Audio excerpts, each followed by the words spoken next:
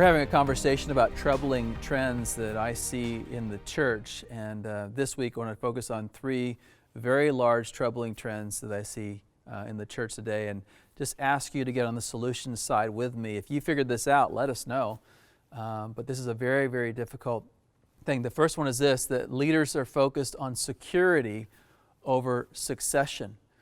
Most leaders in churches have a plan by God's will to be at their church until they retire.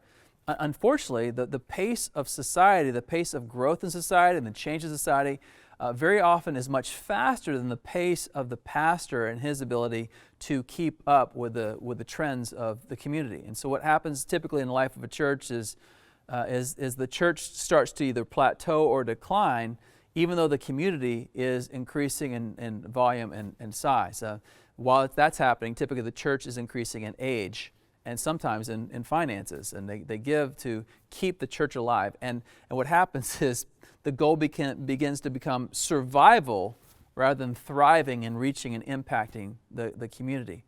See, we have this idea in our heads that ministry is a marathon, and I know that we're supposed to finish the race. Paul says in 2 Timothy chapter 4, I fought the good fight, I finished the race, I kept the faith. And we have this picture of a marathon race in ministry. But elsewhere in the Bible, Paul also talks about the ministry. It says, run in such a way that you may win. And so it's not really a marathon, it's more like a relay race. The idea behind a relay race is this: I've got a certain stint, and while I can still run my fastest, I'm going to hand off the baton of leadership to the next person who's going to be able to run faster, longer, for more distance than I can keep up pace with. The challenge is this: because of the economics of the church, what do we do with a pastor whose ability to lead dies before their before their career comes to an end? And how do we handle that? I'm just going to say we don't have the answer, other than to realize and recognize that all leadership is a stewardship from God. That God is in charge of everything. We need to ask God what He wants us to do with His ministry. It's not our ministry. It's not about us being fearful people. We're people of faith and trusting God for the next season of ministry after we're out of leadership. But this is not happening right now. We're not seeing good, strong successions. We're seeing churches that are plateauing and declining long before the leader will say, okay, I'm tired. I need to pass on this baton. Now who am I going to give it to? The second one is this, that uniformity has usurped variety.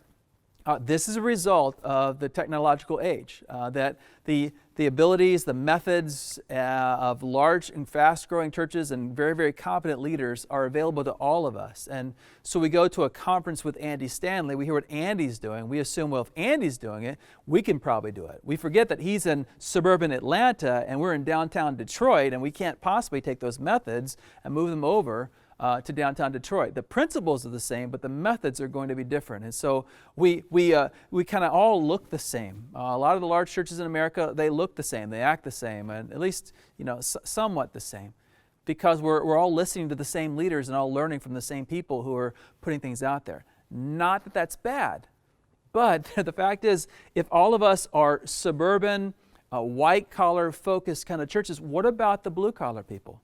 What about the people of other ethnicities and cultures? And what about the entire community?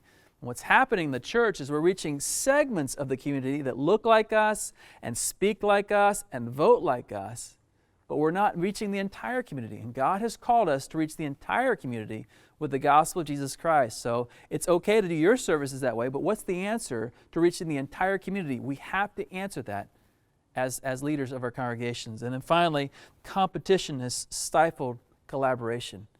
Even in these times, and I see certain parts of the country where I see churches working well together. I think about Austin, Texas, and Atlanta, Georgia, and Chicago, Illinois, and Phoenix, Arizona, and Portland, Oregon. I've seen some, in New York City, I've seen some strong collaborations happening. It's still not where it needs to be. We still think that the church down the street is our competition, and we get upset because they're being blessed by God and we're not. I heard one pastor say it this way: listen, if God is blessing a church down the street, if God is blessing your neighbor, don't get upset, because it means that God is in the neighborhood and you might be next, all right? So let's celebrate what God's doing. We're on the same team.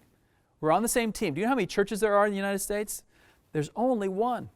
And we're all supposed to be working together to advance the gospel of Jesus Christ for the glory of God. We can't be a people that compete with other churches. Our competition is not the other churches. Our competition is every other thing outside the church that happens on a Sunday morning or happens in the life of the people of your community that point them to something else other than Jesus Christ.